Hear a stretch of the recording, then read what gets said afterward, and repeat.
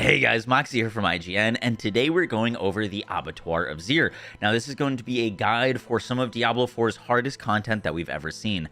Abattoir of Zir is endgame pinnacle content that players can only access once they've beaten all of the season journey, and is incredibly hard. The starting difficulty for the Abattoir of Zir is 20% harder than the highest tier of Nightmare dungeons. So this content is extremely challenging, and today we're going to be talking about some of the best tips and tricks to conquer the Abattoir of Zir. Hope you enjoy the video. Let's get right into it. So let's start with some basics. If you open up your season tab and then go to your season journey, in order to start this content, all of these seasonal chapters will need to have check marks. You need to complete the last tier. You don't need to complete every single challenge. As you can see, I have 7 out of 9 objectives complete here, 11 out of 12, 10 out of 11.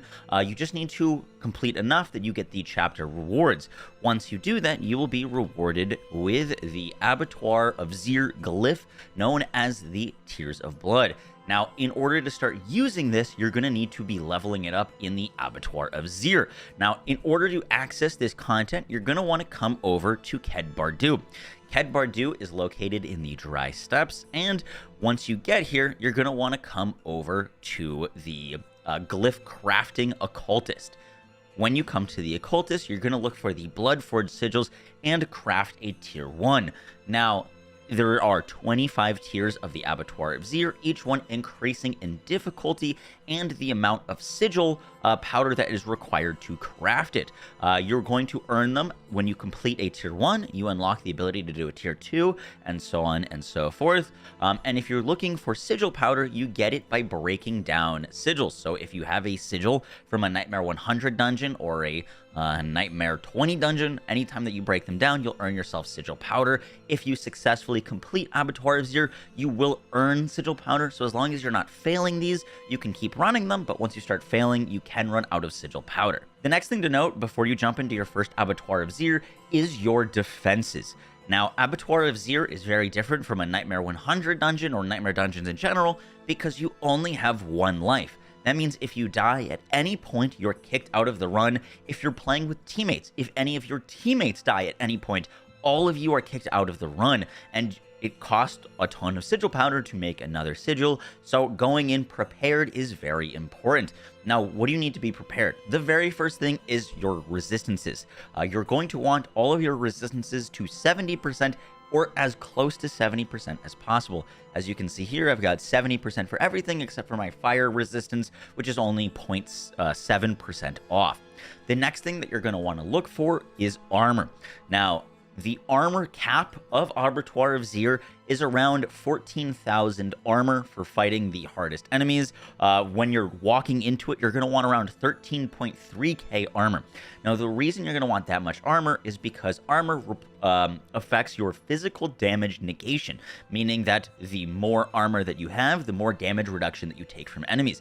This caps out at 85%, but it changes for the level of enemies. So, for example, I have more than enough armor to fight enemies that are my level at 10,000 armor because I'm getting max physical damage negation, which is 85%. However, if I start fighting enemies that are 156 levels or level 156, then I'm going to need more armor because their damage is going to go up as their level is going up.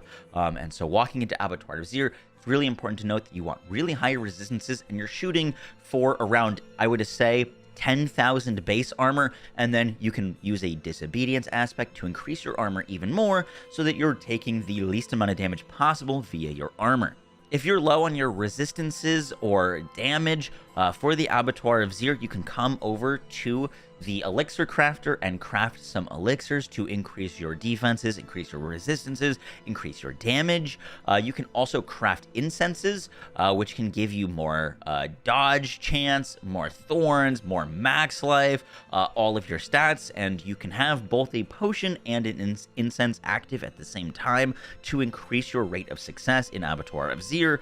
There are also Hell Tides every hour, and opening the Hell Tide chest can give you potions that can increase your armor, for example, and this is another thing to stack up on before you go into the Abattoir of Zir.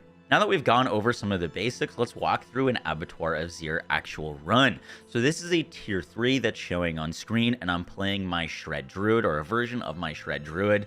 And one of the big things that you're going to notice about Abattoir of Zir is enemies are going to be beefy.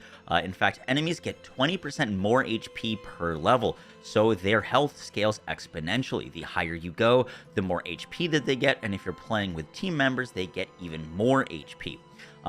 Now that we're in an Abattoir of Zir run, you'll also note that there is a time limit. You have 10 minutes to clear a run, and once you get into the later tiers, that can become a genuine issue. Right now, the big struggle with Abattoir of Zir is having enough survivability so that you don't die in the run, but also having enough damage that you can complete the run in under 10 minutes. And this is kind of a bit of a struggle. Now, this struggle becomes a little bit easier with the new tiers of the Blood Glyph. Once you complete a run, you're going to get experience that you can socket into your tiers of Blood Glyph. Now, for leveling up this glyph, the experience required is massive and only realistically achievable in the Abattoir of Zir. The reason for this is the tiers of Blood Glyph goes up to level 200, whereas all other glyphs in the game only go up to level 21, and normal Nightmare dungeons just don't reward enough experience to make meaningful level gains on this glyph. Now, as of the hotfix that happened on December 8th, they've massively buffed the amount of experience that you get from completing Abattoir of Zir runs so that you can actually earn meaningful progression on this thing.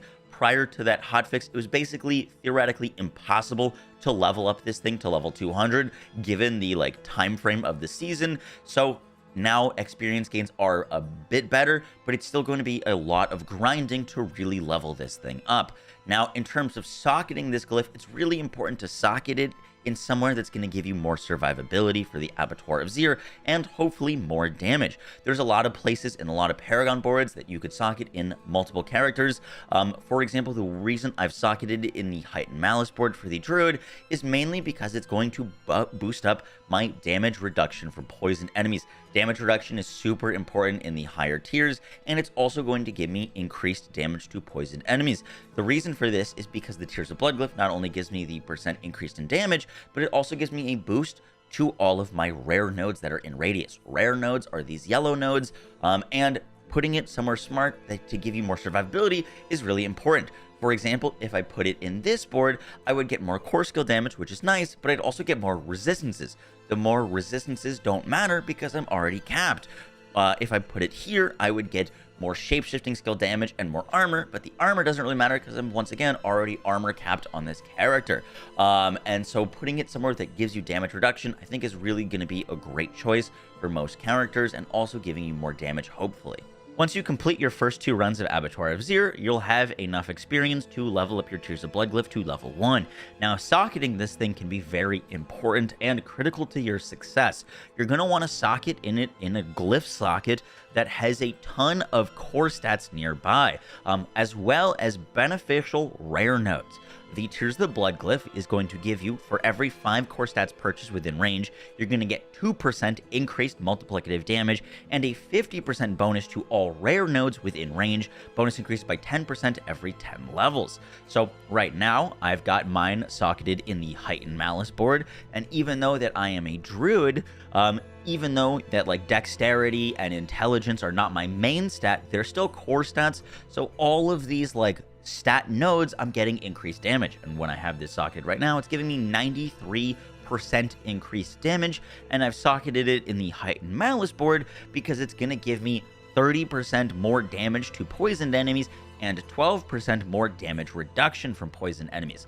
Both things that I really need for Abattoir. I need survivability and I need damage. So socketing this in a space where you're going to get a lot of survivability and a lot of damage is a great idea.